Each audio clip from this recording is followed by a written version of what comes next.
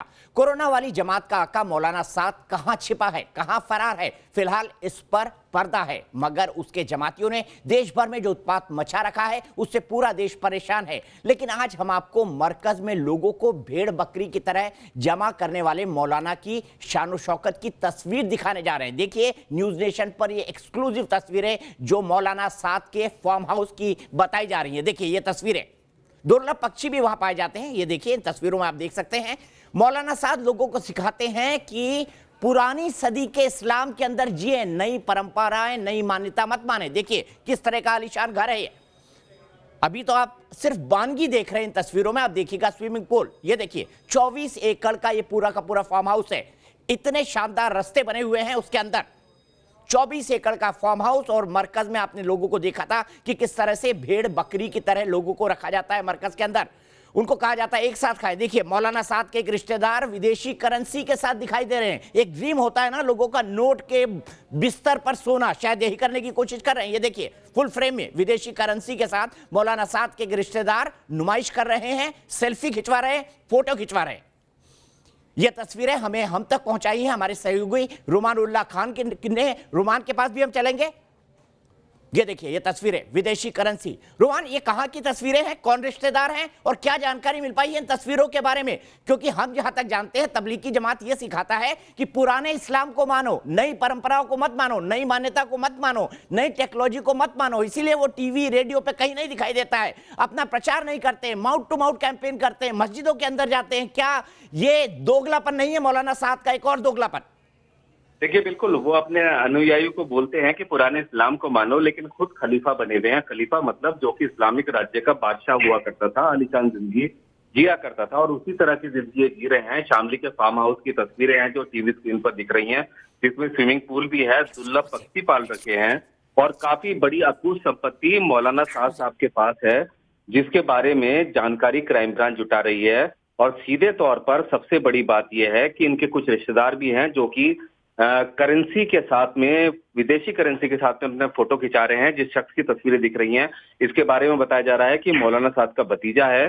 खैर ये तमाम चीजें अलग बात हैं, लेकिन जब मरकज के अंदर ये प्रदर्शन हो रहा था, जब प्रोग्राम हो रहा था, उससे पहले करोड़ों की फंडिंग उनके एक बैंक अकाउंट में हुई थी। और इसको देखते हुए बैंक के अधिकारियों ने मौलाना साद के सीए से पूछताछ भी की थी कि कहाँ से ये पैसा आया, किस तरीके से पैसा आया, ये करोड़ों रुपए किस तरीके से आया और ये ट्रांजैक्शन क्यों हो रहा है, जिसके बारे में सीधा जवाब नहीं दिया गया मौलाना साद के सीए की तरफ से। और जब बैंक अधिकारियों ने ये कहा कि वो मौलाना साद से मिलना चाहते हैं, तब सीए ने कहा कि वो बहुत बड़े आदमी हैं, उनसे ऐसे नहीं मिला जा सकता। सीधे तौर पर हवाला ट्रांजैक्शन की जो जड़ें हैं उसको खंगालने में क्राइम ब्रांच की टीम जुटी हुई है। और इसको देखते हुए प्रवर्तन निदेशालय ने भी पीएमएलए के तहत एक मुकदमा दर्ज किया है। ये अवैध संपत्ति कहां से आई, किस तरीके से पूरी फंडिंग हुई है, ये तमाम जड़ें खंगाली जा रही हैं और जल्द ही किसी नतीजे तक एजेंसी पहुंचेंगी। और लेकिन ये तस्वीरें अपने आप में साफ कर रही हैं कि किस तरीके से मरकज के अंदर कोरोना से मरने के लिए अपने अनुयायी को छोड़ दिया गया था, लेकिन किस तरह की उनकी आलीशान जिंदगी है, ये तमाम तस्वीरें बता रही हैं। हालांकि इस फार्म हाउस पर भी क्राइम ब्रांच ने अपना नोटिस छपवा कर दिया है, जो शामली में है। कांधला के अंदर भी इनकी संपत्ति है, दिल्ली के अंदर भी इनकी संपत्ति है। आलीशान गाड़ियों में चलते हैं जिसमें मर्सिडीज, बीएमडब्ल्यू गाड़ियां शामिल हैं। तो सीधे तौर पर अब समझना होगा इनके अनुयायियों को भी कि किस तरीके से मौलाना साद ने अपनी एक दो तरफा जिंदगी जी रखी है, एक जो अपने अनुयायियों के लिए और दूसरी अपने लिए। ठीक है रुमान, आप से 2-3 सवाल पूछना चाहता हूं, संक्षेप में जवाब दीजिए। प्रवर्तन निदेशालय ने इन तस्वीरों के सामने आने के बाद और खास तौर पर जो उनके सीए की पूछताछ हुई है उसके बाद ये पीएमएलए यानी prevention of money laundering act का सवाल किया है। यह भी कहा गया था कि मौलाना साद से कि जिस तरह से फंडिंग आ रही है ये बहुत सस्पिशियस है और अगर आपने इसका क्लैरिफिकेशन जल्दी नहीं दिया तो हम ये ट्रांजैक्शन रोक देंगे। देखिए बिल्कुल 31 मार्च को बैंक के अधिकारियों ने मौलाना साद के सीए को बोला गया था कि जिस तरह से ये सस्पिशियस ट्रांजैक्शन हो रहा है करोड़ों रुपए का, ये अवैध है, गैर कानूनी है और इसको रोक देना चाहिए। लेकिन उन्होंने उनकी बात नहीं मानी। ये जो तमाम ट्रांजैक्शन हुए थे उसके सबूत छुपाने के लिए ही मरकज से कंप्यूटर्स गायब किए गए हैं, क्योंकि वहां पर प्रिंटर्स मिले हैं, जिसका मतलब है कि प्रिंटर्स थे तो कंप्यूटर्स भी होंगे जिसके अंदर तमाम जानकारियां थी। और ये तमाम चीजें, क्योंकि मनी ट्रेल अपने पीछे एक पूरी चेन छोड़ जाता है, छुप नहीं पाएंगी और ये सीधे तौर पर सामने आएंगी। और इसी के तहत प्रवर्तन निदेशालय ने मनी लॉन्ड्रिंग का एक मुकदमा दर्ज किया है, जिसकी जांच जारी है। ठीक है रुमान, एक सवाल और, क्या क्राइम ब्रांच को इन तमाम चीजों के पीछे क्योंकि prevention of money laundering act का केस लग रहा है, विदेशों से भारी मात्रा में पैसा आया है, यह साबित भी हो चुका है, बैंक अकाउंट के थ्रू उनके सीए से पूछताछ भी हो चुकी है, तो क्या कोई साजिश का एंगल भी इन्वेस्टिगेशन एजेंसी तलाश रही है कि मौलाना ने कहीं साजिशन ये तो नहीं किया है कि तबलीगी जमात में लोगों को इकट्ठा किया, कोरोना से पॉजिटिव हुए और उनको देश के अलग अलग भागों में छिपने के लिए भेज दिया, क्योंकि आज भी कई राज्यों में जमातियों को ढूंढा जा रहा है। देखिए, बिल्कुल जमातियों को ढूंढा जा रहा है। 1890 जो विदेशी नागरिक इस पूरी तबलीगी जमात के जो प्रोग्राम था उसमें शामिल हुए थे, उनके खिलाफ लुकआउट सर्कुलर जारी कर दिया गया है और साथ ही सभी जितने भी जमाती थे सबके मोबाइल सर्विलांस के जरिए उनकी लोकेशन खंगाली जा रही है। सीधे तौर पर क्राइम ब्रांच का कहना है कि काफी सबूत जुटा लिए गए हैं और मौलाना साद से पूछताछ के बाद ही साफ हो पाएगा कि आखिर इसके पीछे कोई साजिश थी या नहीं। लेकिन साजिश का एंगल से अभी क्राइम ब्रांच इनकार नहीं कर रहा है। तमाम जो एस्पेक्ट्स हैं, जो तमाम जांच के दायरे हैं, वो खुले हुए हैं और तमाम सबूत क्राइम ब्रांच जुटा रही है। क्राइम ब्रांच का कहना है कि काफी सबूत जुटा लिए गए हैं। मौलाना साहब के बेटों से पूछताछ की गई है, उनके करीबियों से पूछताछ की गई, जिसमें 18 लोग ऐसे हैं जिसमें उनके बेटे भी शामिल हैं, साथ ही साथ मरकज से जुड़े हुए खास लोग शामिल हैं। 28 टोटल लोगों के बयान भी दर्ज किए गए हैं। लेकिन मौलाना साहब कहाँ हैं, क्यों फरार हैं, ये सबसे बड़ा सवाल है। अगर वो इस जमात के अमीर हैं तो उनको सामने आना चाहिए था। लेकिन सीधे तौर पर जो तस्वीरें टीवी स्क्रीन पर दिख रही हैं, इतनी आलीशान जिंदगी वो जी रहे हैं, तो वो कहीं भी हो सकते हैं, क्योंकि उनको कोई फर्क नहीं पड़ता कि उनके जमात के लोग किस तरीके से मर रहे हैं या कोरोना का शिकार हो गए हैं। रुमान, एक आखिरी सवाल, आपको क्या लगता है 304 लग गया है, गैर जमानती धारा है, कोर्ट में जाके जमानत लेना पड़ेगा, गैर इरादतन हत्या में साधारण तौर पर जमानत नहीं मिलती है, मौलाना साद की गिरफ्तारी तय है? क्योंकि हम मांग कर रहे हैं कि अगर मुरादाबाद में इनके चेलों के द्वारा डॉक्टरों पर हमला किया जाता है, उन पर एनएसए लगता है, तो मौलाना साद पर भी एनएसए लगना चाहिए। राष्ट्रीय सुरक्षा कानून, देश की जान को खतरे में डालना, यह अपने आप में बेहद घिनौना षड्यंत्र रचा था उन्होंने मेरे हिसाब से। देखिए, बिल्कुल सबसे पहली बात तो ये कि जो उनके ऊपर भरोसा करते थे उनके ही जान के दुश्मन वो बन बैठे और उनको इस तरह से वर्गलाया कि वो दूसरों के लिए भी कोरोना बन बैठे। तो सीधे तौर पर मौलाना साहब के खिलाफ जो पहले मुकदमा दर्ज हुआ था वो जमानती धाराएं थी, लेकिन अब 304 के तहत मुकदमा दर्ज हुआ है, तो कोई रास्ता ही नहीं है कि कोर्ट से जमानत के अलावा उनको कहीं से राहत मिल सके।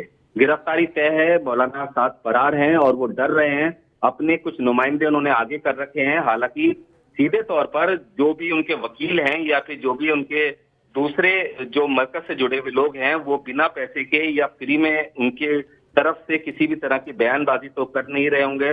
तो अभी भी वो अपने बचाव के लिए भी पैसा खर्च कर रहे हैं। उनके पास पैसा है, उनके पास आलीशान जिंदगी है, उसका वो फायदा अभी उठा रहे हैं। लेकिन सीधे तौर पर देश के कानून से वो बच नहीं पाएंगे और जैसे ही कानून उनके ऊपर शिकंजा कसेगा तो उनको जवाब देना भारी पड़ जाएगा। ठीक है रुमान, बहुत बहुत शुक्रिया इस जानकारी के लिए। खबर पर नजर बनाए रखिए, क्योंकि रुमान हमारे पास इस खबर से जुड़ा हुआ हर अपडेट दे रहे हैं। ईडी ने केस कर दिया है, यानी काला धन, अवैध धन आया।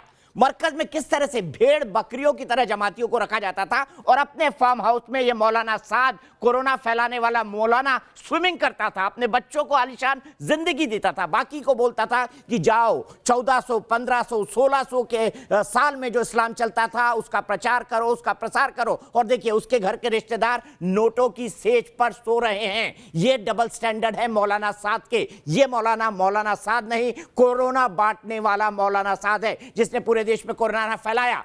हम बता रहे हैं कितने गुनाह हैं कोरोना वाले मौलाना के। मैंने कहा था ये तबलीगी जमात नहीं, इनकी सोच के हिसाब से तालिबानी जमात है। देखिए क्या क्या गुनाह किए हैं कोरोना फैलाने वाले मौलाना साद ने। एक विंडो पे चलने देना, एक विंडो। देश को मौत के मुंह में धकेलने वाला और कोरोना वाली जमात से कोने कोने तक जानलेवा वायरस पहुंचाने वाला मौलाना साद अब तक सामने नहीं आया। 28 मार्च से अंडरग्राउंड मौलाना साद की तलाश में पुलिस की टीम दिल्ली से यूपी के शामली तक दबिश दे रही है। क्वारंटीन के बाद भी ना तो साद सामने आया, ना ही उसका कोई जवाब। बताया जा रहा है कि मौलाना साद कानून के शिकंजे से निकलने के रास्ते तलाश रहा है, मगर उसे अब अग्रिम जमानत हासिल करना मुश्किल है। दरअसल 31 मार्च को दर्ज हुई एफआईआर में अब आईपीसी की धारा 304A जोड़ दी गई है। यानी गैर इरादतन हत्या का केस। दिल्ली पुलिस के पूर्व डीसीपी रह चुके वरिष्ठ वकील एल.एन. राव कहते हैं कि अगर इस धारा का कोई आरोपी जांच में सहयोग नहीं करता है तो सेशन ट्रायल में अग्रिम जमानत मुश्किल है, मतलब गिरफ्तारी तय है। इस केस में धारा 304 आईपीसी लग जाने का मतलब है कि मोहम्मद साद और उसके साथियों के लिए डेफिनेटली मुश्किलें बढ़ जाएंगी। और क्योंकि क्योंकि एक साथ नहीं दे रहे, पुलिस की इन्वेस्टिगेशन में इसमें सहयोग नहीं कर रहे, इसलिए इनकी एंटीसिपेटरी बेल यानी अग्रिम जमानत होना थोड़ा मुश्किल हो जाएगा। अगर अग्रिम जमानत नहीं हुई तो इनकी अरेस्ट होना तय है। देर और लेटर और सूनर कभी न कभी इनकी गिरफ्तारी जल्दी ही क्राइम ब्रांच पुलिस कर लेगी और उसके बाद इन्वेस्टिगेशन, इनकी अरेस्ट करने के बाद इन्वेस्टिगेशन की जाएगी। इन्वेस्टिगेशन में पूरी इंटरोगेशन और साक्ष्य जुटाए जाएंगे और ये सारा इकट्ठा करने के बाद में जब चार्जशीट फाइल होगी 304A में, तो इसमें ऑफेंस बड़ा सीरियस है ये। अब आप समझिए क्यों लगाया गया मौलाना साद पर गैर इरादतन हत्या का केस। दरअसल तबलीगी जमात के मुखिया मौलाना साद और उसके 6 करीबियों पर महामारी अधिनियम और आईपीसी की धाराओं में पहले से केस दर्ज हैं, जिसके तहत महामारी अधिनियम के आदेशों का उल्लंघन, दूसरे लोगों की जान खतरे में डालना, लॉकडाउन का उल्लंघन, आपराधिक षड्यंत्र और जानकारी छिपाने का आरोप, टूरिस्ट वीजा पर आए विदेशियों को छिपाने का आरोप पहले लगा था। मगर देश भर में जमात की वजह से कोरोना के मामले जिस तरह बढ़े, उससे साद संगीन आरोप के शिकंजे में आ गया और गैर इरादतन हत्या के मामले में मौलाना साद अगर दोषी करार हुआ तो उम्र कैद की सजा हो सकती है। सेशन कोर्ट के द्वारा इसमें सुनवाई होगी, नॉन बेलेबल है और इसमें सजा है, सजा का जो प्रावधान है वो उम्र कैद तक हो सकती है, वरना 10 साल, एक दूसरे पार्ट 2 में 10 साल तक की सजा है 304 पार्ट 2 में। तो ये बहुत सीरियस ऑफेंस है, लेकिन इसके साथ साथ पुलिस के लिए भी एक बड़ी चुनौती है कि इसमें जो इन्वेस्टिगेशन के दौरान एविडेंस इकट्ठी करना बड़ा जरूरी है। यही वजह है कि दिल्ली पुलिस सबूतों की तह तक पहुंचने की कोशिश में जुट गई है। मरकज मामले में क्राइम ब्रांच की टीम ने मौलाना साद के दोनों बेटों से पूछताछ की। तबलीगी जमात का कामकाज देखने वाले साद के 16 करीबियों से पूछताछ हुई। इस मामले से जुड़े 28 लोगों के बयान दर्ज किए जा चुके हैं। साद के दोनों बेटों की मौजूदगी में कमरे की तलाशी ली गई। सर्च ऑपरेशन के दौरान अहम दस्तावेज मिलने का दावा किया गया। मौलाना साद पर एक और संगीन आरोप का साया है तो दूसरी ओर हवाला कनेक्शन की जांच भी जमात के मुखिया के दरवाजे पर है। जांच के दौरान एजेंसियों को विदेशी फंडिंग की जानकारी मिली है। इसको लेकर मौलाना साद वित्तीय एजेंसियों के रडार पर आ सकता है। विदेशी फंड मामले में मौलाना साद के सीए से पूछताछ, ट्रांजैक्शन का हवाला से संबंध होने का शक, आयोजन से पहले साद के खाते में बड़ी मात्रा में फंड ट्रांसफर, बैंक ने हैवी ट्रांजैक्शन के संबंध में साद को जानकारी भेजी थी। 31 मार्च को भेजी गई थी मौलाना साद को जानकारी। क्राइम ब्रांच की टीम साद के अकाउंट की कर रही है जांच। 3 साल के इनकम टैक्स की डिटेल की जांच, पैन नंबर, खाते की डिटेल, बैंक स्टेटमेंट की डिटेल मांगी गई। तो इसी पर बड़ी बहस करेंगे। मौलाना साद तबलीगी नहीं, तालिबानी सोच वाला, तालिबानी सोच की तबलीगी जमात वाला मौलाना साद आखिर फरार क्या कहां है? क्यों ना इसके ऊपर एनएसए लगाया जाए, क्योंकि इसके ही समर्थक, इसके ही वकील तौसीफ खान कह रहे थे कि मुरादाबाद में जिन लोगों पर एनएसए लगा वो बिल्कुल ठीक था, जिन्होंने डॉक्टरों पर जानलेवा हमला किया। तो वही एनएसए मौलाना साद के खिलाफ क्यों ना लगे, क्योंकि मौलाना साद के भड़काने पर ही मुरादाबाद की घटना हुई है। मौलाना साद के भड़काने पर ही स्वास्थ्य कर्मियों के साथ अश्लील हरकतें हुई है। एलएनजेपी से लेकर गाजियाबाद के अस्पताल से लेकर नरेला के क्वारंटीन सेंटर से लेकर तमाम जगहों पर जो उत्पात मचाया है जमातियों ने, इसकी इन्हें कड़ी से कड़ी सजा मिलनी चाहिए। मैं पैनल को इंट्रोड्यूस करूंगा। एल.एन. राव साहब मेरे साथ हैं, जाने माने वकील हैं, एक डेकोरेटेड पुलिस ऑफिसर रह चुके हैं। संगीत रागी जी आरएसएस के थिंक टैंक से जुड़े हुए हैं, लेकिन साथ ही साथ एक पॉलिटिकल एनालिस्ट भी हैं और पढ़ाते भी हैं, एक शिक्षक भी हैं। साथ ही साथ मुजब्बिर रहमान साहब हैं मेरे साथ, मेंबर हैं तबलीगी जमात के। साथ ही साथ मौलाना नदीमुद्दीन मेरे साथ है, प्रेसिडेंट है ऑल इंडिया उलेमा काउंसिल के उलेमा काउंसिल। चलिए मौलाना साहब आपका भी स्वागत है, मैं स्वागत करता हूं आपका। लेकिन मौलाना साहब जो कर रहा है उसके बाद मौलाना नाम से मुझे थोड़ा सा हिचक होने लगी है, आपको इसको सुधारना पड़ेगा मौलानाओं को। और मेरे साथ वेद भूषण है, ये भी एक डेकोरेटेड पुलिस ऑफिसर है। सबसे पहले मैं शुरुआत करता हूं मौलाना नदीमुद्दीन आपसे। बताइए, मुरादाबाद में कल एनएसए लग गया, सबने आपके तबलीगी जमात वालों ने समर्थन किया कि बड़ा गलत काम किया था, एनएसए लगना चाहिए था। बिलाल खान भी जुड़ गए हमारे साथ। तो मौलाना साद पर एनएसए क्यों ना लगे?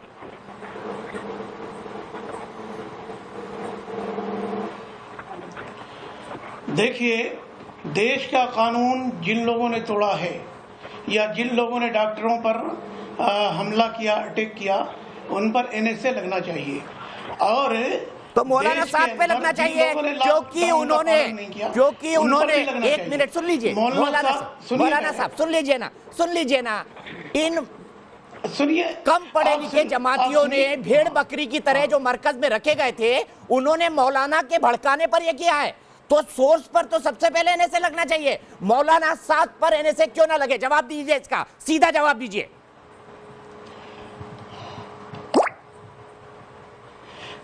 नहीं, लाखों लोग जो रोड पर निकल करके आए, कल परसों महाराष्ट्र में निकल करके आए, सूरत गुजरात में निकल करके आए, वो किसके भड़काने पर आए? उन पर भी एनएसए लगना चाहिए। उन पर क्यों नहीं एनएसए लगना चाहिए? मौलाना साद पर क्यों नहीं लगना चाहिए ये बता दीजिए। बाकियों ने क्या क्या छोड़ दीजिए, मौलाना साद पर एनएसए क्यों ना लगे बताइए। मौलाना नदीमुद्दीन 21 मार्च को पंजवार, एक मिनट सुनिए, 21 मार्च को पंजवार बिहार सिवान के अंदर एक शख्स आया, आने के बाद वो क्वारंटाइन नहीं किया, उसकी वजह से 24 लोग जो है पॉजिटिव हो गए। स्क्रीनिंग करने वालों पर भी एनएसए लगना चाहिए। देश में लाखों इवेंट हुए, उन पर लगा दो, लेकिन मौलाना साहब पर जरूर लगाओ। मौलाना नदीमुद्दीन फैलाने का जिम्मेदार एक ही आज आपको साफ करना पड़ेगा, आज आपको साफ करना पड़ेगा। आज मौलाना साद, उन पर क्यों नहीं? मौलाना साद, जिस धरती का आप खाना खाते हैं, जिस मिट्टी ने आपको जन्म दिया है, उस मिट्टी की आम जिंदगी के साथ है, इंसानियत के साथ है, या फिर तबलीगी जमात के तालिबानी सोच वाले मौलाना साहब के साथ है? साफ करिए, साफ करिए, साफ करिए। लाखों इवेंट हुए थे 9 मार्च के बाद। मौलाना साहब ने क्या किया वो बताइए। मौलाना साहब पर एनएसए क्यों ना लगे बताइए। टेस्ट हुआ क्या? उनका टेस्ट क्यों नहीं करा रहे? सबका टेस्ट होगा, सबका टेस्ट होगा। जमातियों को बहुत बोल दिया, कोई जवाब नहीं है। संगीत रागी जी 10 रह रहे। मेरी माँ पुरानी कहावत बोला करती थी, उनका टेस्ट क्यों नहीं? मौलाना जी शांत हो जाइए, शांत हो जाइए। मेरे ख्याल से जो लाखों मजदूर एक साथ रह रहे, उनमें कितना करुणा है, उनका टेस्ट कराओ, उनके ऊपर। लेकिन मौलाना से साथ पर एनएसए मत लगाओ, धर्म का मामला है, धर्म का। संगीत रागी जी जवाब दीजिए। मौलाना नदीमुद्दीन बहुत बोल लिया, आप बहुत बोल लिए। संगीत रागी जी क्यों ना एनएसए लगाया जाए, क्यों ना एनएसए लगाया जाए मौलाना साद पर? दीपक जी मौलाना साद को पर एनएसए बिल्कुल लगना चाहिए। उनकी जितनी संपत्ति है उनको जब्त करनी चाहिए।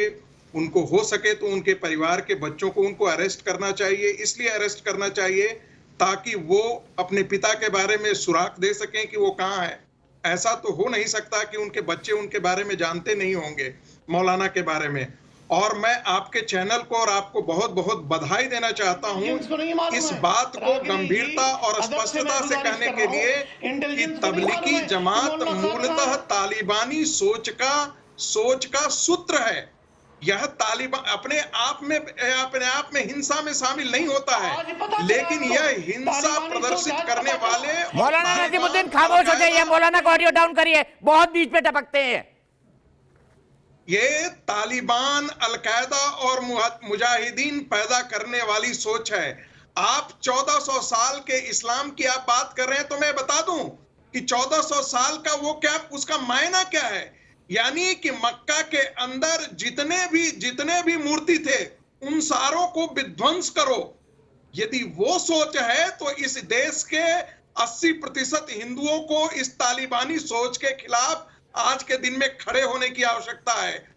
उनको जानना चाहिए कि तालिबान का सोर्स जो 70 साल से हमने इस देश की धरती पर पाल रखा है, और वह भी इस देश की राजधानी दिल्ली में हमने पाल रखा है।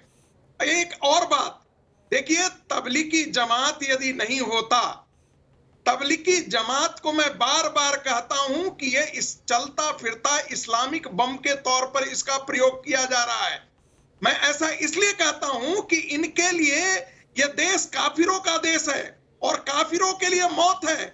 मौत के लिए यदि आप अपने आप को शहीद कर लेते हैं तो वहां तो 70 हूर की पड़ियां इनको मिलेंगी। ऐसे में ये इस्लाम की सेवा करते हैं, तो इसलिए इनके लिए आत्महत्या और अपने आप को ध्वंस कर देना, यहीं पे रुकूंगा। जिंदा बम की तरह प्रयोग करना, ये कोई बहुत बड़ी बात नहीं है। मुजब्बिर रहमान के पास जाऊंगा, एक मिनट संगीत राय कीजिए। मुजब्बिर रहमान, क्यों ना एनएसए लगाया जाए? मौलाना साहब खामोश हो जाइए, अपनी बारी पे बोलिएगा, हर जगह मत उछला करिए, ब्लड प्रेशर बढ़ जाएगा आपका। मुजब्बिर रहमान, क्यों ना एनएसए लगाया जाए? फिर मैं एल राव साहब के पास जाऊंगा। मैं संगीत राय जी से पूछता हूँ, इनकी सोच का स्रोत क्या है? कौन सा मनुवाद की किताब है इनकी सोच का स्रोत? दूसरा चीज मौलाना ये पूछ साहब रहे का हैं, ऑडियो प्लीज डाउन करिए। मौलाना साहब बीच में मत बोलिए, बहुत टाइम देता हूँ आपको। मुजब्बिर बोलिए। तबलीग की जमात ना होगी तो हिंदुस्तान आजाद ना होगा। आप तो खड़े हुए थे हिंदुस्तान अंग्रेजों के साथ, हम लड़ रहे थे, जमात लड़ रही थी अंग्रेजों से। आपको मालूम नहीं है चीज? आप अपनी सोच का इलाज करें, मनुवादी सोच का। आप कहाँ से लाते हैं पूरा हिंदुस्तान जानता है। अरे मुजब्बिर ज्ञान मत दो यार, ये बताओ मौलाना साद पर एनएसए क्यों ना लगे? ये बताओ मौलाना साद पर, अगर मुरादाबाद के लोगों पर एनएसए लगा है, जिनको मौलाना साद ने भड़काया है, तो मौलाना साद पर भी एनएसए लगना चाहिए। बोलिए। बताइए कि आप सबसे पहले मुझे बताइए, बीजेपी के एमपी के ऊपर एनएसए क्यों नहीं लगे? लगा दे, मांग करता हूं। अगर उसने मौलाना साद जैसे गंभीर, अगर बीजेपी के किसी नेता, बीजेपी के किसी व्यक्ति ने मौलाना साद की तरह हरकत की है, तो उसके खिलाफ भी एनएसए लगे। अगर बीजेपी के किसी नेता एमएलए ने मौलाना साद की तरह हरकत की है, किसी भी संगठन ने की है, उसके खिलाफ एनएसए लगे। मौलाना साद पर क्यों ना लगे? जवाब दीजिए। आप डिबेट चलाइए पहले, किसी दिन आप डिबेट चलाएं, उस दिन मैं आपका साथ होऊंगा। आप एक दिन चला के दिखाएं अपने टीवी के ऊपर और मांग करके दिखाएं कि एनएसए चले लोगों के ऊपर, जिनकी वजह से मैं बोल रहा हूं बीजेपी के जिस विधायक, जिस नेता, जिस जनप्रतिनिधि ने या किसी भी पार्टी के जिस जनप्रतिनिधि ने मौलाना साद की तरह अपराध किया है, उसके खिलाफ एनएसए का मुकदमा चले। ये न्यूज नेशन चैनल की ऑफिशियल मांग है। अब बोलिए, मौलाना साद पर मुकदमा क्यों न चले? बोलिए मुजब्बिर, जवाब दीजिए। आप जैसे आप मौलाना साद साहब का नाम ले रहे हैं, आप पार्टी का नाम लेके बात करें कि फला आदमी के ऊपर एनएसए लगे, फला आदमी के ऊपर एनएसए लगे, आप नाम लेके बात करें ना, तब होगी बात। आप तो कह रहे हैं अगर किया है तो कोई, मैं कह रहा हूं अगर फलाना साहब ने कुछ गलत किया है तो कानून देख लेगा। ये लफ्फाजी है मुजब्बिर, ये लफ्फाजी है। देश आपको भी सुन रहा है, मौलाना को भी सुन रहा है। मौलाना साहब, मैं ये बता दूं आपको, मैंने पढ़ा कुछ दिनों पहले, इस्लाम में कहीं नहीं लिखा कि लोगों को मौलाना बनाओ स्वयंभू, कहीं नहीं लिखा। एल राव साहब, आपके पास आता हूं। अगर मुरादाबाद में जिन लोगों को साद ने भड़काया, जिसके भड़काने के कारण उनमें से पत्थर बरसाए, उन पर एनएसए लगा, तो मौलाना साद पर एनएसए क्यों नहीं लगना चाहिए? तर्क के आधार पर बताइएगा राव साहब। किसी तरीके का कोई सबूत नहीं है। देखिए जो मौलाना साहब ने जो एक्टिविटीज की हैं इसमें, और जिस प्रकार से इन्होंने कोरोना वायरस की बीमारी को फैलने में काफी मदद किया, और सरकार के खिलाफ सब बातें हुई, सरकार के सारे एफर्ट्स इसमें डिस्ट्रॉय हो गए हैं। इस 21 दिन का जो हमारा जो लॉकडाउन था, उसका मतलब भी इसमें धराशायी, मैं कहता हूं धराशायी करवा दिया है, क्योंकि जितने आदमी यहाँ के मरकज से निकलकर पूरे देश के दूसरे राज्यों में फैले हैं, उन्होंने ऑलमोस्ट 100% इसमें इंक्रीज इन लोगों की वजह से हुआ है। तो ये एक नेशनल सिक्योरिटी की बात है, नेशनल इंटरेस्ट की बात है, और एक लॉ एंड ऑर्डर जो पब्लिक ऑर्डर है, ये डिस्टर्ब हुआ है इस बीमारी की वजह से। और पूरा देश का इकोनॉमी, पूरे देश का जो लॉकडाउन की वजह से जो दिक्कतें आ रही हैं, ये सारी चीजें इसको बढ़ाने में मौलाना साद का बहुत बड़ा हाथ है। और मैं समझता हूं कि एनएसए जो यूपी में लगा रहे हैं, उसी हिसाब से एनएसए को यहाँ भी प्रोब करना चाहिए, दिल्ली में भी देखना चाहिए इसको। अगर पॉसिबिलिटी जितनी भी है कानूनी दायरे में देखकर इसको, अगर एनएसए की कैटेगरी में आता है, तो मौलाना साहब is a fit case for invoking NSA in this. बिल्कुल सही राव साहब, एक मिनट रुकेगा, बिलाल खान से जवाब लेता हूं। Bilal Khan, decorated police officer, supreme court के एक वकील मानते हैं कि एनएसए लगना चाहिए। मैं भी मांग कर रहा हूं देश के लोगों की तरफ से, उन 128 करोड़ लोगों की तरफ से जो लगातार इस लॉकडाउन को सह रहे हैं, उनकी तरफ से मैं मांग करता हूं कि मौलाना के खिलाफ एनएसए लगना चाहिए।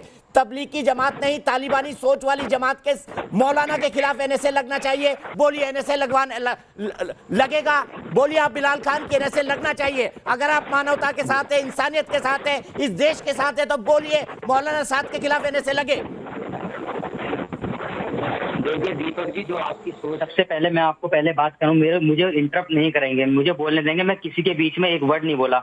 मैं ये कहना चाहता हूं आपसे दीपक जी, आप जो कह रहे हैं कि मौलाना साद ने भड़काया, सबसे पहले तो अपने डॉक्टर्स जो जिनके ऊपर हमला हुआ, उनको उन लोगों को मैं कहता हूँ कि सख्त से सख्त क्रिमिनल केस चलना चाहिए ऐसे लोगों घड़ियाली पर। आंसू मत लेकिन बहाइए, आप सुनिए, उनके खिलाफ जो एनएसए मेरे लगा है, डॉक्टरों पर हमला हुआ, घड़ियाली देश आंसू के मत सबसे बड़े बहाइए। सैल्यूट बोलिए कार है, मौलाना जो साद देश पर भी के एनएसए लगे। मौलाना साद के, मेरी बात सुनिए, मैं आता हूँ उस पर, मौलाना साद पे भी मैं आ रहा हूँ। आप इस बीच भी बार बार आप क्या कह रहे हैं, आप एनएसए लगना चाहिए अगर झूठा हुआ मौलाना साद की कोई ऑडियो दिखाई उन्होंने भड़काया मुरादाबाद के अंदर जहां भी ये घटना हुई है वहां कहीं भड़काया, तो आप मुझे कोई ऑडियो दिखाइए, कोई पिक्चर चलिए ऑडियो निकालिए, ऑडियो निकालिए मौलाना साहब का, मौलाना साहब का पुराना ऑडियो निकालिए कि अगर मरना है तो अल्लाह के घर में जाके मरिए, मस्जिदों के अंदर मरिए। बिलाल खान ने वो ऑडियो नहीं सुना है, पूरे देश ने कई बार सुना है। बिलाल खान जवाब दीजिए।